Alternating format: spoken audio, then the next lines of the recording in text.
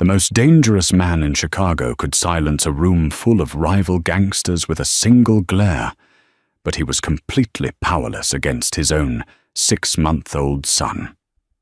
Don Lucas Moretti had money, influence, and an army of soldiers at his command, yet he was currently being brought to his knees by a pair of tiny, tear-filled lungs. Everyone in the restaurant was terrified to look, terrified to breathe, until a nobody, a waitress on her very first shift, did the unthinkable. She walked right up to the Mafia boss, ignored his guards, and took the screaming child from his arms. What happened next didn't just silence the room, it changed the entire underworld forever. You won't believe what she whispered. The chandelier above the private booth at Il Cigno vibrated slightly, not from the passing subway trains deep beneath the Chicago pavement, but from the sheer, ear-piercing volume of the screams coming from the stroller. Lucas Moretti pinched the bridge of his nose, his eyes squeezed shut. He was 32 years old, the capo of the Moretti crime family, and he had not slept in 3 days. Across the table, his consigliere, Marco Rossi, shifted uncomfortably in his seat, nervously adjusting his silk tie. "Boss?" Marco started, his voice barely audible over the wailing. "Maybe we should take him outside. The meeting with the Ivanov brothers is in 20 minutes. Lucas opened his eyes. They were the color of cold steel, usually sharp and calculating, but today they were rimmed with red exhaustion. "And do what, Marco? Walk him around the block like a puppy? I have gone through 4 nannies in 2 weeks. 4. The last one left in tears this morning because he wouldn't stop screaming." Lucas looked down at his son, Leo. The baby's face was beet red, his tiny fists clenched tight, tears streaming down his cheeks. It had been 6 months since Lucas's wife, Isabella, had died in childbirth. 6 months of hell. Lucas loved the boy. He was the only piece of Isabella left, but he felt completely incompetent. He could run a criminal empire, but he couldn't soothe his own child. "He hates me," Lucas muttered, reaching out to rock the stroller aggressively. It only made Leo scream louder. The restaurant was dead silent aside from the baby. Il Cigno was Moretti territory. The other diners, politicians, judges, and high-ranking soldiers stared strictly at their pasta, terrified to acknowledge the Don's struggle. To look was to disrespect him. To speak was to invite death.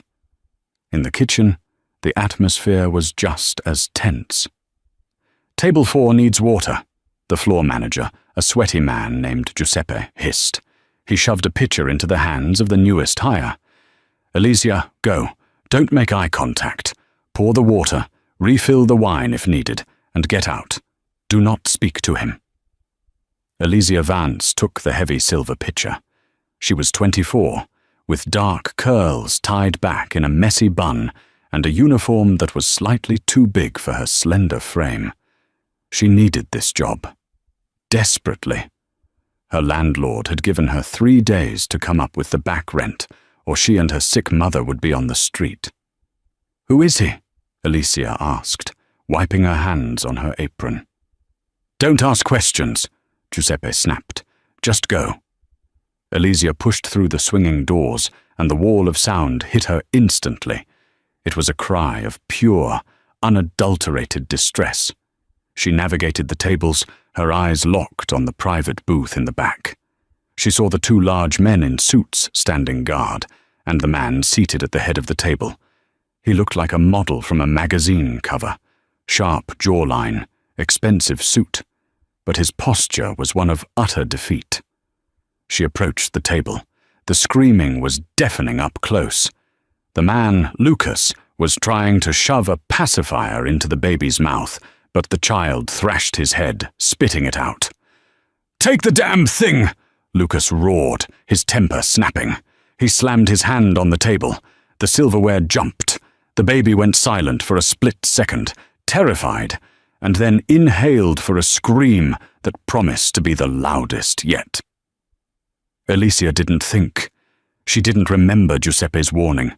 She didn't look at the guards reaching for their jackets where their guns were holstered. She just saw a baby in pain. She stepped past Marco, placed the water pitcher down with a clink, and reached into the stroller. "What the hell are you doing?" Lucas barked, his hand shooting out to grab her wrist. His grip was like iron. "Don't touch him!" Alicia looked him dead in the eye. Most people trembled when Lucas touched them. Alicia was too tired to tremble. "He's not hungry, and he doesn't want the pacifier. Let go of my arm." The silence in the restaurant was absolute.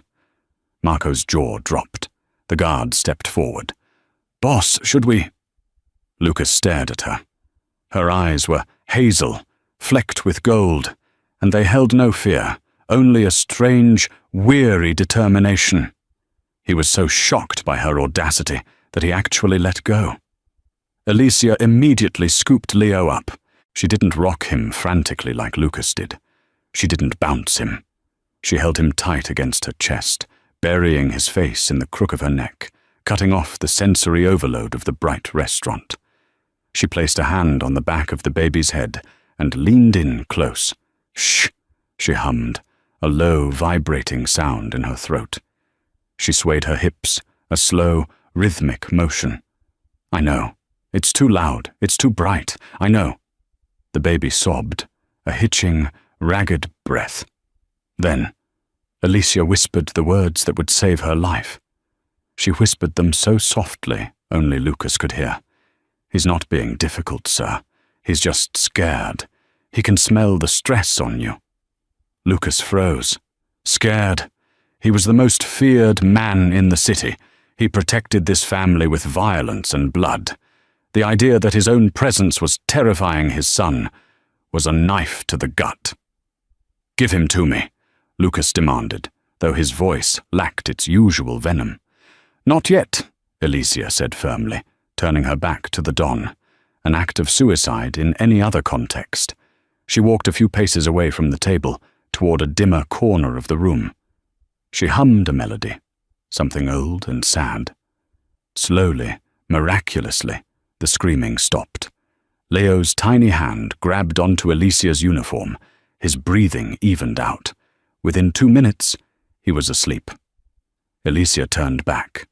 The entire restaurant was watching her. She walked back to the table and gently, with the precision of a bomb disposal expert, lowered Leo back into the stroller. She tucked the blanket around him. She straightened up, smoothing her apron. She looked at Lucas. "He needs a stricter schedule. He's overtired. And you—" She hesitated, then shrugged. "You need to breathe. Babies are mirrors. He reflects you." She picked up the water pitcher to pour his glass, but her hand shook slightly, the adrenaline finally catching up to her.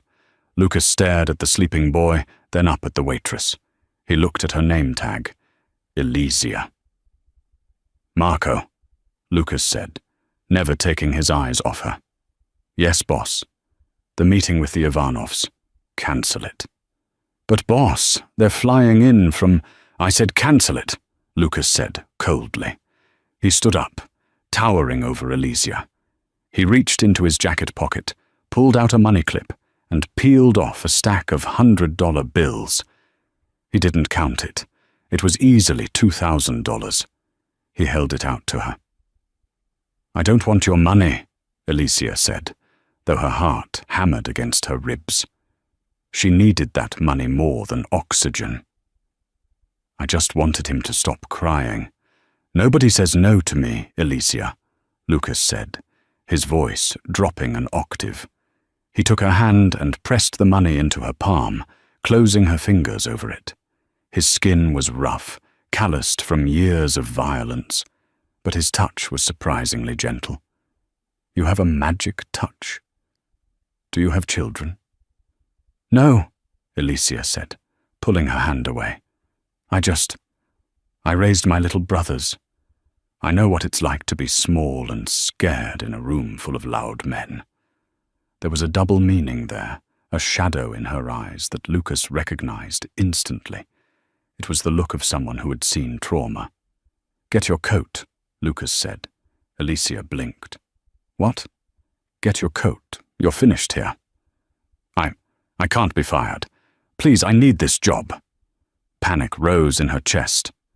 "I'm sorry I touched him. I won't do it again."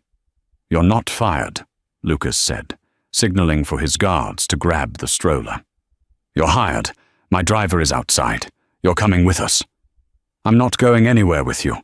Alicia stepped back, bumping into the table. "I know who you are, Mr. Moretti. I'm not that kind of girl." Lucas stepped into her personal space.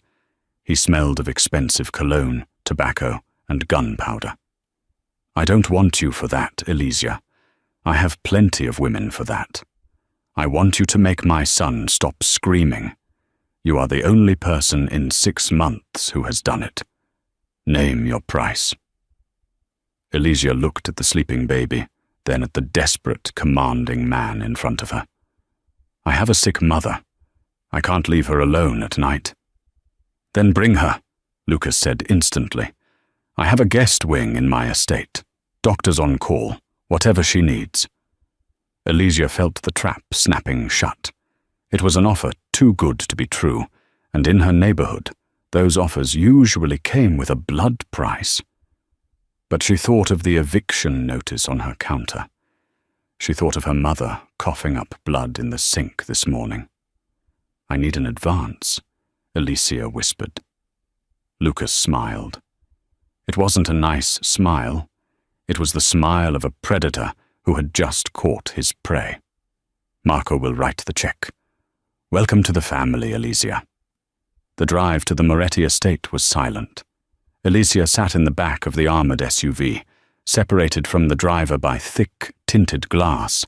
Beside her, in his car seat, Leo slept soundly for the first time in what seemed like forever. Lucas sat in the front passenger seat, on the phone, speaking in rapid-fire Italian. His tone was aggressive, discussing shipments, docks, and handling a problem in the South Side. Alicia gripped her purse tight.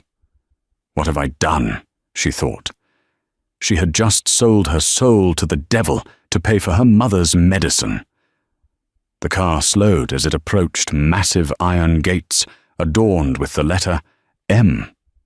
They swung open, revealing a winding driveway lined with ancient oak trees.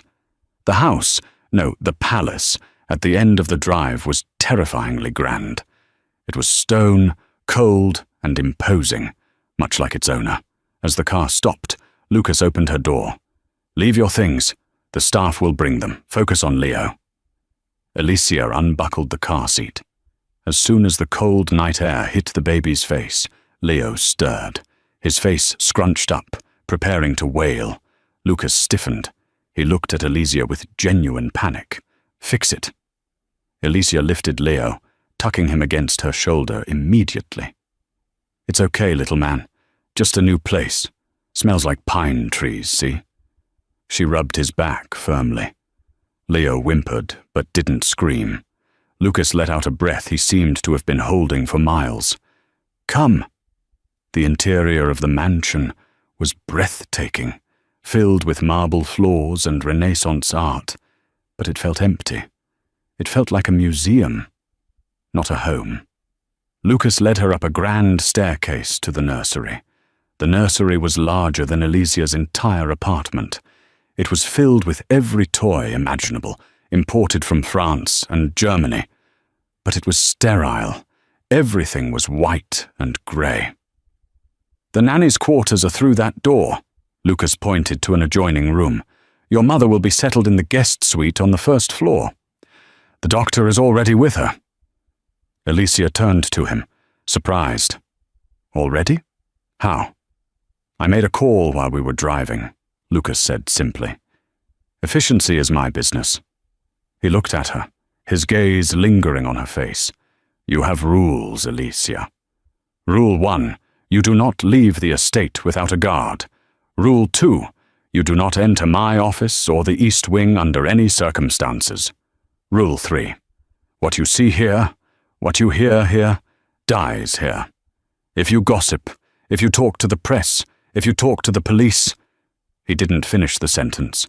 He didn't have to. "I understand," Alicia said. "And I have rules, too." Lucas raised an eyebrow.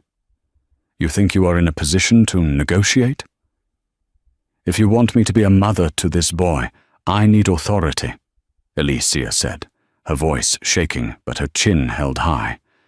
"No more shouting in the house. No guns in the nursery. And you need to spend 1 hour a day with him. Just you. No phones. No Marco." Lucas laughed. It was a dark, dry sound. "I don't have time for playing daddy, Alicia. I pay you to do that." "He doesn't need a paid employee, Mr. Moretti. He needs his father. The reason he screams is that he doesn't know you. You're a stranger to him." Lucas's face darkened. He stepped closer, towering over her. "Careful, Waitress. You're pushing your luck." "Fire me then," Alicia challenged, clutching Leo tighter, "and go back to the screaming." They stared at each other for a long, tense moment. The air crackled with electricity.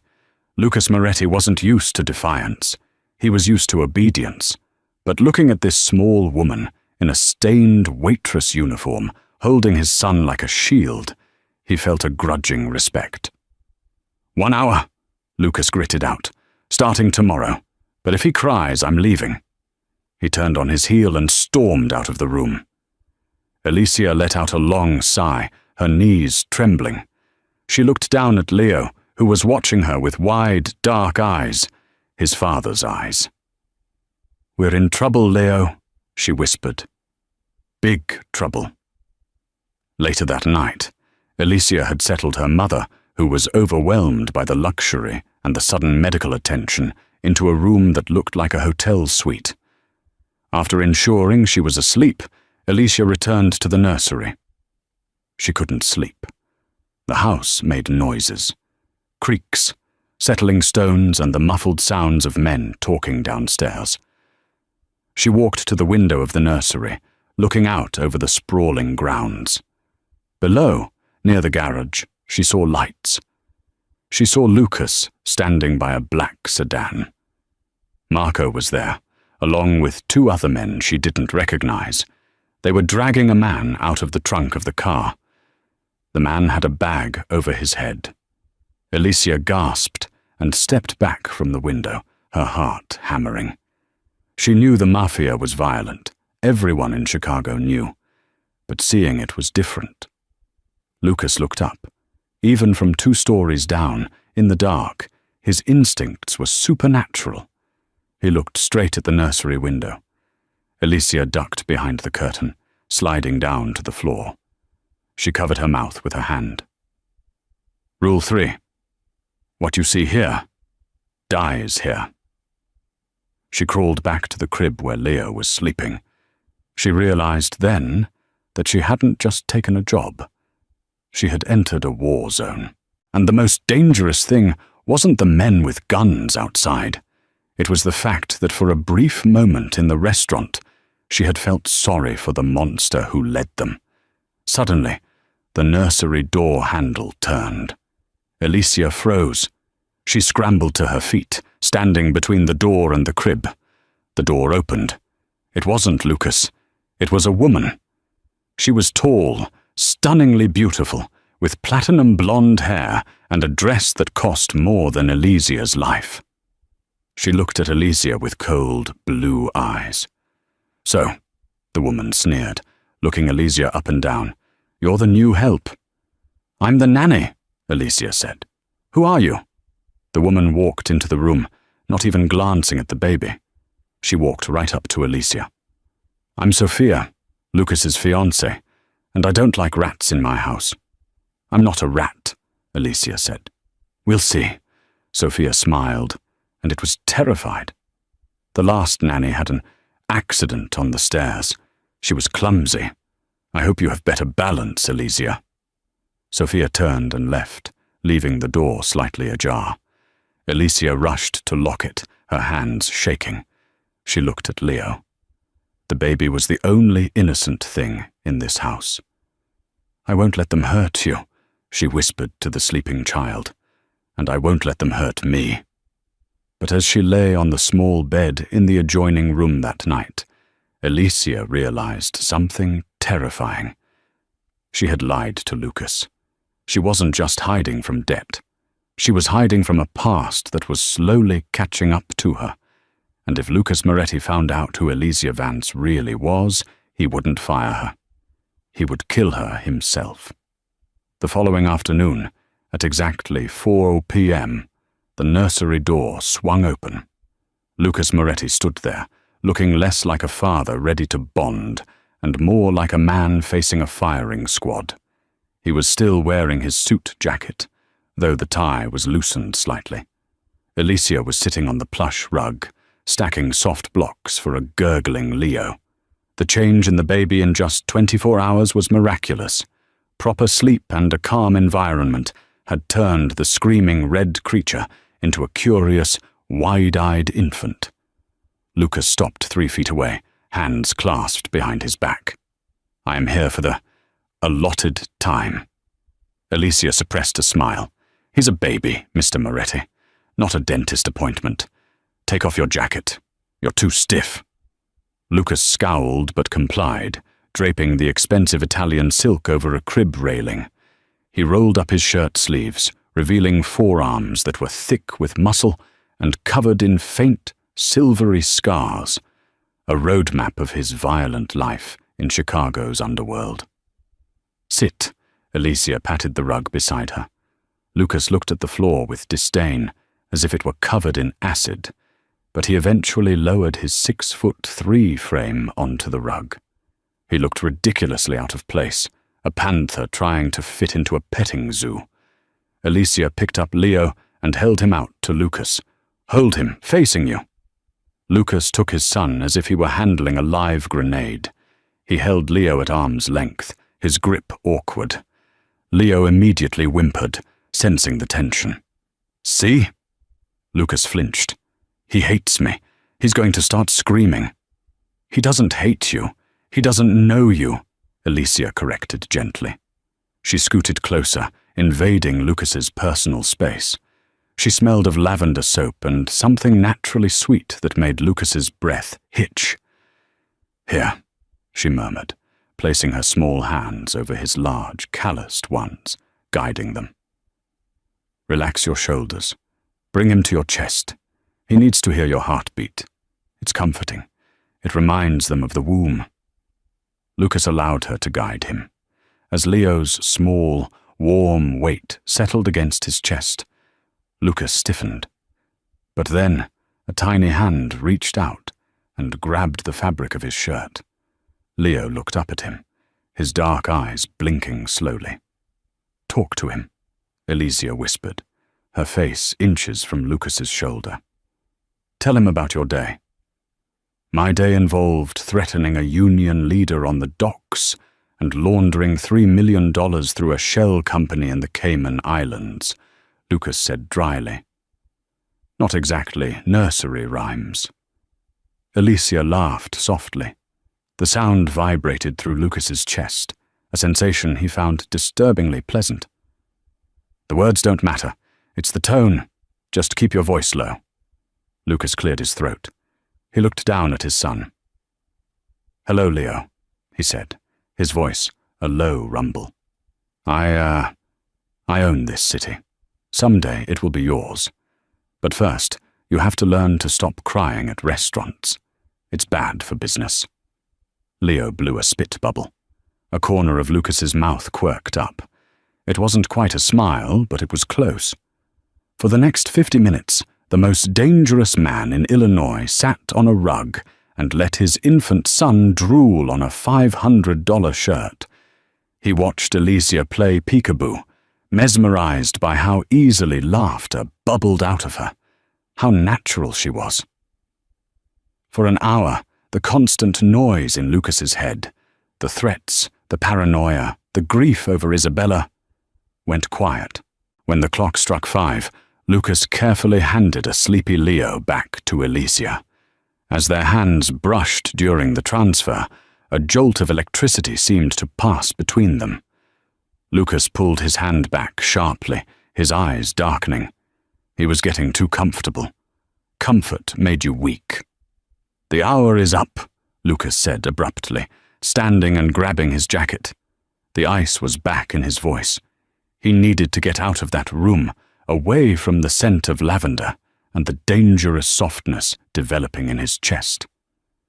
"Same time tomorrow," Alicia said calmly, not intimidated by his sudden shift. Lucas just grunted and left the room. Once he was gone, Alicia let out a shaky breath.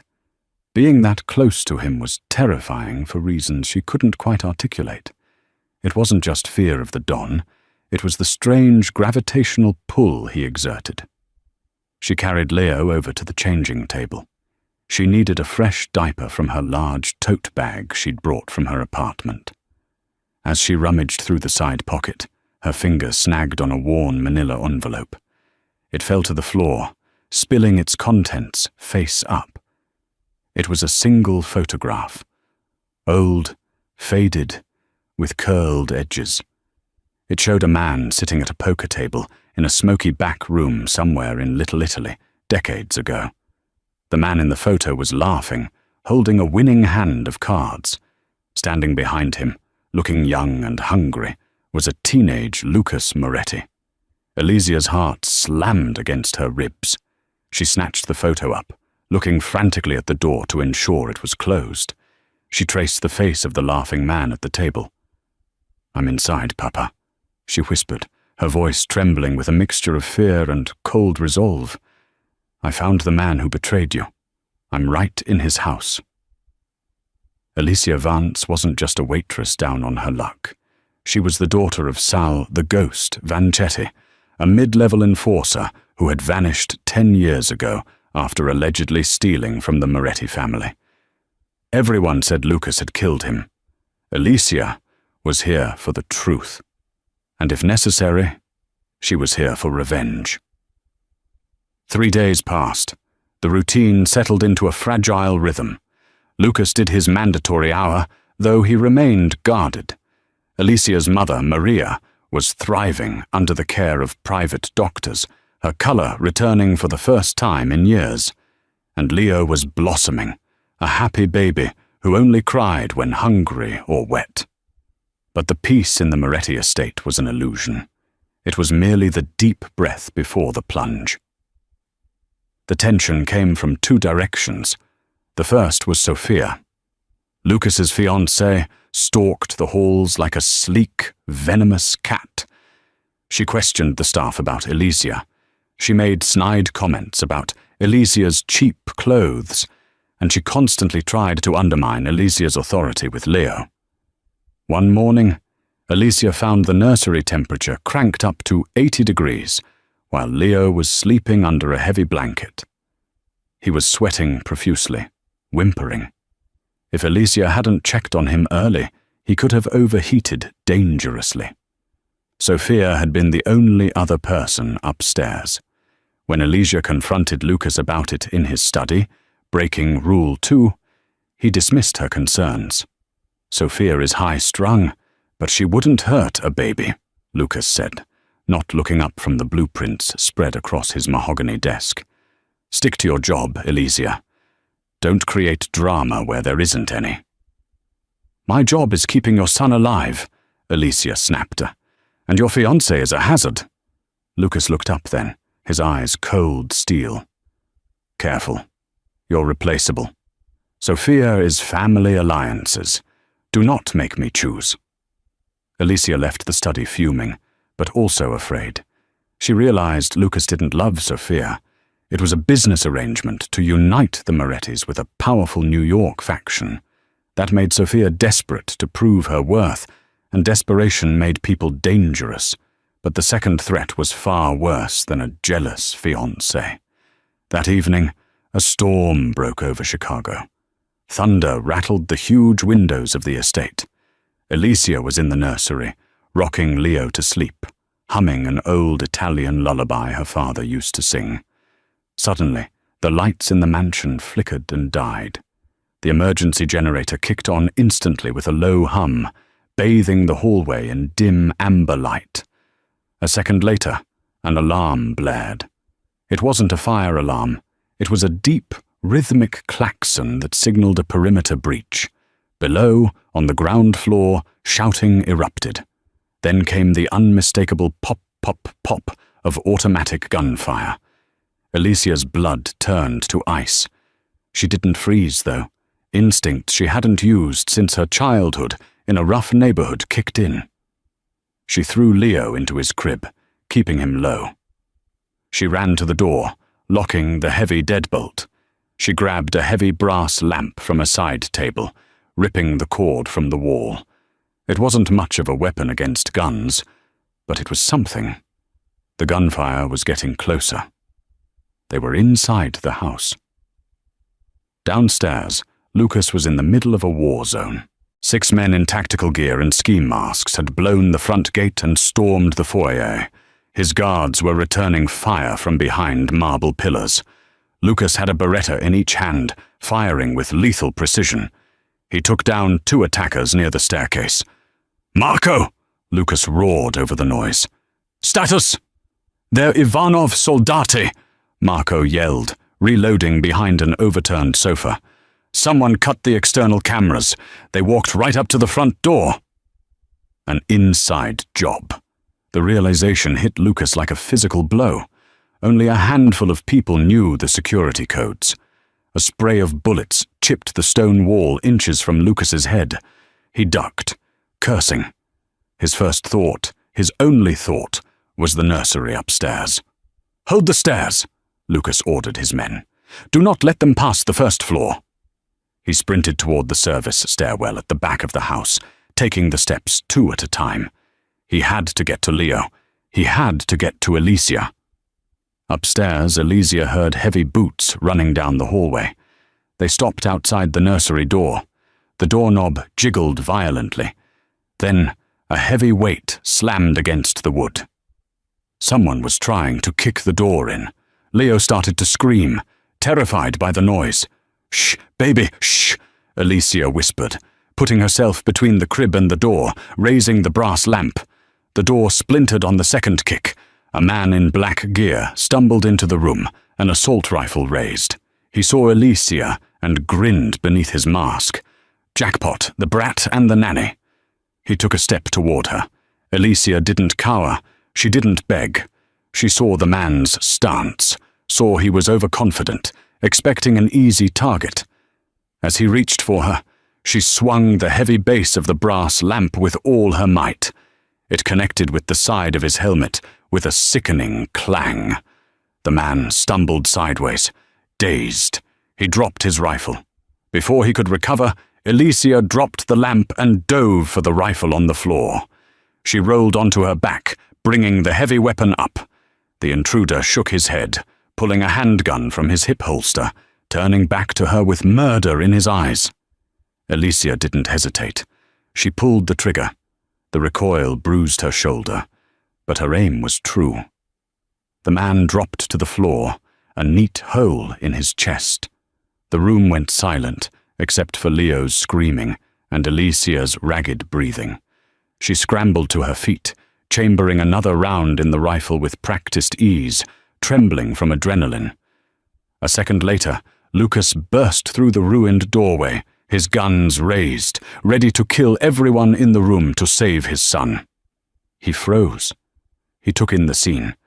The dead Ivanov soldier on the rug, his screaming son safe in the crib, and the quiet, unassuming waitress, the woman who smelled of lavender and sang soft lullabies, standing over the body, holding an assault rifle like she had been born with it in her hands.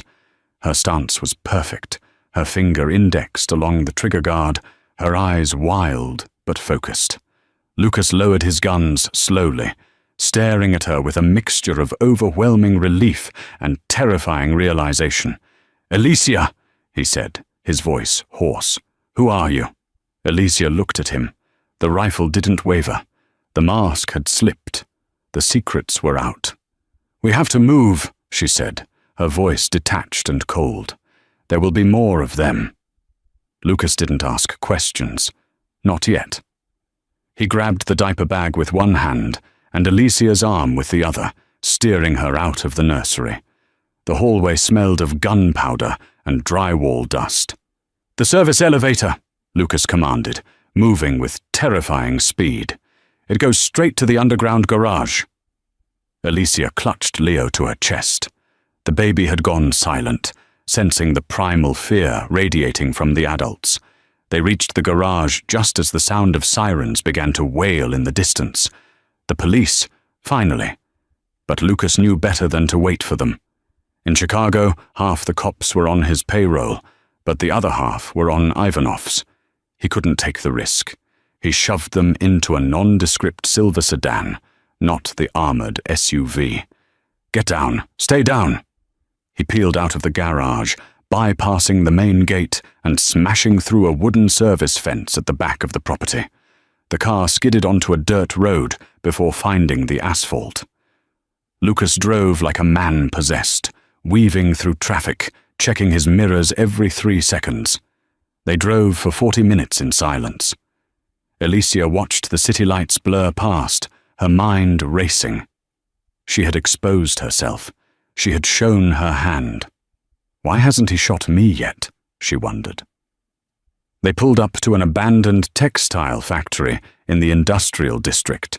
Lucas used a remote to open a rusted bay door. They drove inside, and the door rattled shut behind them, plunging them into darkness until Lucas killed the engine and the motion sensor floodlights clicked on. It was a fortress disguised as a ruin. Inside the factory was a sleek, modern loft fortified with steel shutters and bulletproof glass. "Out," Lucas said. He led them upstairs to the living area. He checked the perimeter monitors, locked the steel door, and then, finally, he turned to her. The adrenaline was fading, leaving a cold, hard rage in its place. Lucas Moretti looked dangerous. He stalked toward her, backing her up until her legs hit the edge of the leather sofa. "Put the boy down," he said quietly. Alicia placed Leo in a portable crib set up in the corner. She kissed his forehead, her hands trembling slightly, then turned to face the lion. "You handled an AR-15 like a soldier," Lucas said, his voice low and vibrating with threat. "You checked the chamber. You controlled the recoil. A waitress doesn't know how to do that. A nanny doesn't kill a man without blinking." He stepped closer, invading her space, his eyes searching her face. "Who sent you? Ivanov? The feds?" "Nobody sent me," Alicia said, holding her ground. "I came for myself." "Liar!" Lucas grabbed her wrist, pulling her close. "Tell me the truth, or God help me. I will forget that you saved my son." "My name isn't Alicia Vance," she spat out, the secret burning her throat. "It's Alicia Vanchetti." Lucas froze. His grip on her wrist didn't loosen, but his eyes widened slightly. "Vanchetti? Does it ring a bell, Don Moretti?" Alicia's voice broke, tears of anger welling in her eyes. "Sal Vanchetti, the man who worked for your father, the man you killed 10 years ago, because you thought he stole from you." Lucas released her wrist as if it were burning hot. He took a step back, running a hand through his hair. "Sal the ghost." "Vanchetti. You're Sal's kid." "I was 14 when he disappeared," Alicia cried. "You killed him. My mother got sick because of the stress. We lost everything. I came to your house to find proof. I wanted to see the monster who destroyed my family. And I found the photo in the nursery, him and you, playing poker." Lucas stared at her, his expression unreadable. For a long moment, the only sound in the massive warehouse was the hum of the refrigerator and Alicia's ragged breathing. Then Lucas did something unexpected. He laughed. It wasn't a happy laugh, it was bitter, dark, and hollow. He walked over to a wet bar and poured 2 fingers of whiskey. He downed it in one swallow. "You think I killed your father?" Lucas asked, turning back to her. "Everyone knows you did. He went to a meeting with you and never came home." "Alicia," Lucas said, his voice tired. "I didn't kill Sal. I wish I had. It would have saved me a lot of trouble." "Don't lie to me." "I don't lie about my kills," Lucas snapped, his eyes flashing. "I killed the man in the nursery tonight. I killed 3 men last week who tried to run drugs near a school. I own my sins. But Sal?" Lucas walked to a wall safe hidden behind a painting. He spun the dial, opened it, and pulled out a thick black file. He tossed it onto the coffee table in front of her. "Read it." Alicia looked at the file, then at him. Shaking, she opened it. It wasn't a death certificate. It was a surveillance report. Photos. Grainy long-lens photos of a man getting on a private jet. Photos of a man living in a villa in Venezuela. Photos of bank transfers. "Your father didn't die," Lucas said ruthlessly. "He stole $4 million from the family pension fund, money meant for the widows and children of my soldiers. I caught him. I was going to kill him. But he begged. He said he'd leave the country, disappear forever, if I let him live." Lucas pointed at the file. "I let him go, Alicia. I showed mercy. And do you know what he did? He took the money and he left. He didn't send for you? He didn't send for your mother?" Alicia stared at the photos. The timestamps were recent. 2 years ago. 5 years ago. There was her father, older, greyer, holding a drink on a beach, smiling. "No," she whispered, the world spinning around her. He wouldn't. He loved us." "He loved the money more," Lucas said, his voice softening just a fraction. "He abandoned you, Alicia. I didn't make you an orphan." "He did." Alicia's knees gave out. She collapsed onto the sofa, the file sliding to the floor. The hate she had nurtured for 10 years, the fuel that had kept her going, was gone, replaced by a hollow, aching void. Her father wasn't a martyr. He was a coward. She felt a weight settle beside her. Lucas sat down. He didn't touch her, but his presence was a solid wall of heat. "You learned to shoot from him?" Lucas asked. "Target practice," she whispered, tears streaming down her face. "On weekends, before he left. He said a girl needs to know how to protect herself." "He was right about that," Lucas murmured. He reached out, his hand hovering, then gently brushed a tear from her cheek with his thumb. The touch was electric. Alicia looked up at him. The monster she had hated was gone. In his place was a man who had protected her tonight, a man who had been betrayed, just like she had. "I'm sorry," she whispered. "I'm so sorry." "You saved Leo," Lucas said. His eyes dropped to her lips. The air in the room grew heavy, charged with the violence of the night and the raw vulnerability of the moment. "That wipes the slate clean. You are not your father, Alicia." He leaned in. Alicia didn't pull away. She wanted to forget the pain. She wanted to feel something else. His lips brushed hers, tentative at first, testing the waters. When she didn't recoil, he groaned low in his throat and kissed her for real.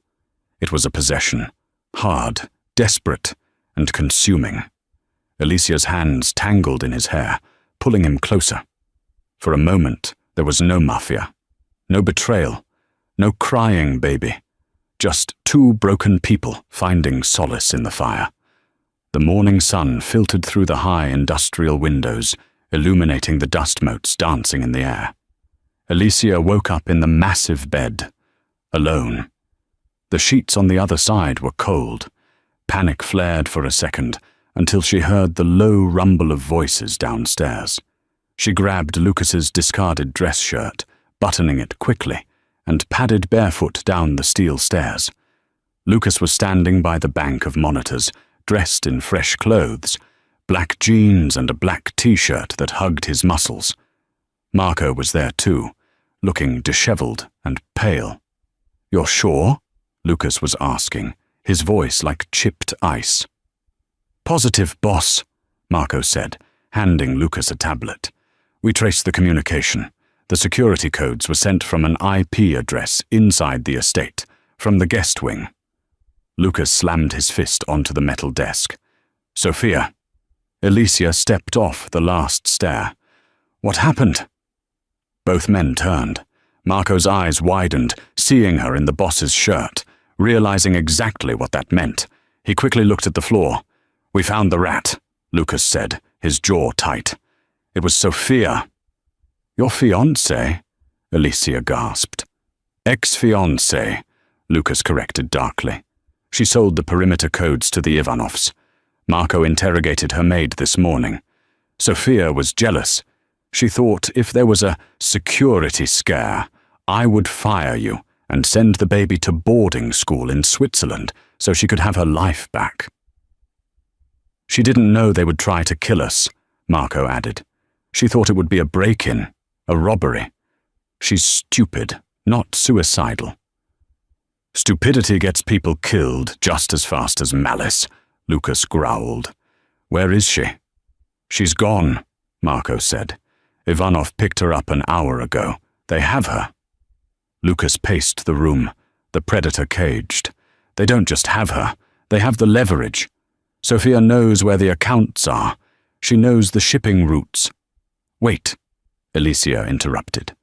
She walked over to the table where the surveillance photos of her father still lay scattered. A terrible thought was forming in her mind. "Lucas, look at this photo of my father." Lucas frowned, stepping closer. "What about it?" "Look who he's shaking hands with." Alicia pointed to a blurry figure in the background of the beach photo. "That man, the one in the white suit." Lucas squinted, then his face went pale. "That's Dmitri Ivanov, the father of the brothers who attacked us." "My father isn't just retired," Alicia said, her voice trembling but certain. "He's working for them. He's been working for them for years. That's why he stole your money. It was his buy-in." The silence in the room was deafening. The pieces slammed together. "It's not just about territory," Lucas realized. "The Ivanovs used Sophia to get in, but they used your father to plan it. They knew the layout of the house because Sal helped build it 20 years ago." Marco's phone buzzed. He looked at the screen and turned white. "Boss, it's a video message from Ivanov." Lucas snatched the phone. He pressed play. On the small screen, Alexei Ivanov sat in a leather chair. Behind him, tied to a chair and looking battered, was Sophia. But standing next to Ivanov, looking older but very much alive, was Sal Vanchetti. "Hello, Lucas," Ivanov smiled, his gold tooth glinting. "We have your woman. She has been very chatty, but we want something else. We want the port, all of it, the entire shipping operation." Then the camera panned to Sal. Alicia's father looked into the lens. His eyes were cold. "And Lucas," Sal said, his voice scratching through the speaker, "I hear you have a new nanny. Bring her to the exchange. I want my daughter back. She has value to me." The video cut to black. Alicia felt like she was going to be sick. Her father didn't want her back because he missed her. He wanted her because she had value, probably to marry her off to some other warlord to seal a deal. Lucas handed the phone back to Marco, his hand steady. He turned to Alicia. "He wants a trade," Lucas said. "The port and you, for Sophia and peace." "He can keep Sophia," Lucas said coldly. "But he threatens my son, and he demands my family." He looked at Alicia, his eyes fierce and possessive. "He is not taking you." "He will kill Sophia if you don't go," Alicia said. "Sophia made her choice," Lucas said, But we have to end this. Tonight. If we don't, they will keep coming for Leo. I have a plan, Alicia said. Her fear was gone, replaced by the same cold resolve she had felt when she pulled the trigger the night before. He wants his daughter? Fine. Give him his daughter. No, Lucas said immediately. Absolutely not. I am not using you as bait. I'm the only bait he'll take, Alicia argued, stepping up to him, grabbing the lapels of his shirt. Her shirt. Lucas, listen to me. My father thinks I'm a scared little girl. He thinks I'm the waitress who cries over spilled milk. He doesn't know what I am now. He doesn't know what you've taught me. And what have I taught you? Lucas asked softly. That mercy gets you killed, Alicia said. Let me go in. I can get close to him, closer than any of your men. Let me be the Trojan horse. Lucas stared at her. He saw the fire in her eyes, the steel in her spine. She was a queen in the making. His queen. If you do this, Lucas said, there is no going back. You are declaring war on your own blood. My blood is in that crib, Alicia said, pointing to Leo, and my blood is standing right in front of me. Sal Vanchetti is nothing to me but a target. Lucas nodded once. He turned to Marco. Call the boys, Lucas ordered. Load the trucks. We're going to the docks. And Marco? Yes, boss. Bring the heavy artillery. Nobody walks away from this one. The Chicago docks were a graveyard of rusted metal and shipping containers. Under the harsh glare of halogen floodlights, the Ivanov army waited. In the center stood a silver Rolls-Royce. Leaning against it was Alexei Ivanov, smoking a cigar. Next to him, looking nervous but greedy, was Sal Vanchetti. Lucas stopped the black SUV. He turned to Alicia. She was dressed in white, looking like a sacrificial lamb, but beneath the fabric, a ceramic knife was taped to her thigh. We can still turn back, Lucas rasped, gripping the steering wheel. I can't trade you. You aren't trading me, Alicia whispered, touching his face. I'm the Trojan horse. Just be ready. She stepped out into the biting wind. Lucas followed, gripping her arm roughly to play the part, marching her toward the enemy. Lucas, Ivanov grinned, spreading his arms. The girl for the peace, a fair trade. Where is Sophia? Lucas demanded. Ivanov snapped his fingers. Two men dragged Sophia from the car. She was battered and terrified. Lucas didn't blink. She was merely a chess piece now. Sal Vanchetti stepped forward. He looked at his daughter, not with love, but with appraisal. Alicia, Sal said, smiling a smile that didn't reach his eyes. You look good. Grown up? Why, Papa? Alicia's voice trembled, playing the victim perfectly. Why did you leave us? Mum died coughing up blood because we couldn't afford a doctor. Where were you? Sal shrugged, a dismissive gesture that shattered Alicia's heart. Business, sweetie. Things got hot. But I'm here now. You're coming with me to Venezuela. You're going to marry Alexei's son. It secures our new alliance. You'll be rich. The truth hit her like a physical blow. He wasn't a victim. He was a monster, selling his own child to secure his retirement. Thank you, Alicia repeated, her voice hardening. She stepped closer. Yes, thank you, Sal said, reaching for her wrist. Now come on. As his hand closed around her, Alicia moved. She didn't pull away. She stepped into him. Her hand flew to her thigh, ripping the tape and driving the ceramic blade into Sal's shoulder. Sal screamed. Now! Alicia shrieked. Crack, crack. 2 shots rang out from the cranes above. Lucas's snipers. The guards beside Ivanov dropped instantly. Chaos erupted. Lucas launched himself at Ivanov, tackling the Russian boss to the concrete. Alicia grabbed her screaming father and shoved him behind a stack of crates as bullets chewed up the ground around them. You want to trade me? Alicia hissed, grabbing a fallen pistol from the ground. Like cattle? "Alicia, please!" Sal blubbered, clutching his bleeding shoulder. "I'm your father." "My father died 10 years ago," Alicia said coldly. "You're just a ghost." She aimed the gun at his head. Sal squeezed his eyes shut. She had the power to end him.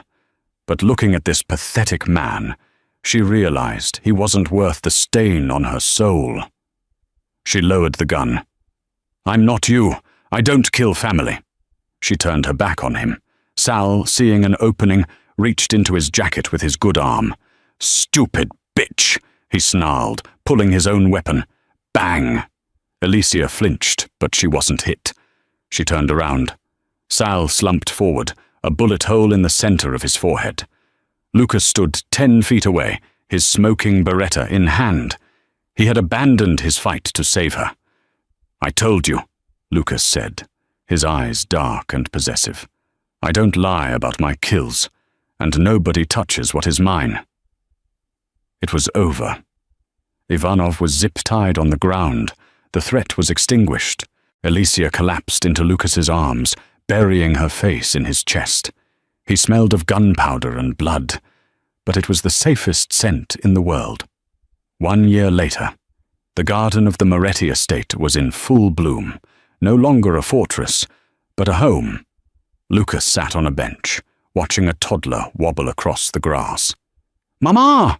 Mama!" Little Leo shouted, running into Alicia's arms. Alicia scooped him up, peppering his face with kisses before sitting beside Lucas. "He's fast," she laughed. "He takes after his mother." Lucas smiled, wrapping his arm around them both. "He's not my biological son, Lucas." "Blood makes you related," Lucas said, kissing her temple. "Loyalty makes you family. Love makes you a mother." He looked at the woman who had walked into a restaurant as a desperate waitress and walked out as the queen of the underworld. "You saved us, Alicia," he whispered. Alicia smiled, resting her head on his shoulder. "No, we saved each other." And that is the incredible story of Alicia and Lucas, from a desperate waitress whispering to a screaming baby, to a warrior woman taking down her own corrupt father on the docks. It's a powerful reminder that sometimes the people we think are monsters, like Lucas, are just protecting what they love, and the people we think are heroes, like Alicia's father, are the real villains. I love that Alicia didn't just wait to be rescued. She saved herself, and she saved Lucas right back. That ending in the garden was the perfect payoff for all the darkness they went through. Now, I have a question for you guys. If you were Alicia, would you have pulled the trigger on your father at the docks, or would you have walked away like she did? Let me know in the comments below. If you enjoyed this Mafia romance saga, please smash that like button. It really helps the channel grow. Don't forget to subscribe and ring the bell so you don't miss our next story. I have a thriller coming up next week about a billionaire and a runaway bride that you do not want to miss. Thanks for watching, and I'll see you in the next video.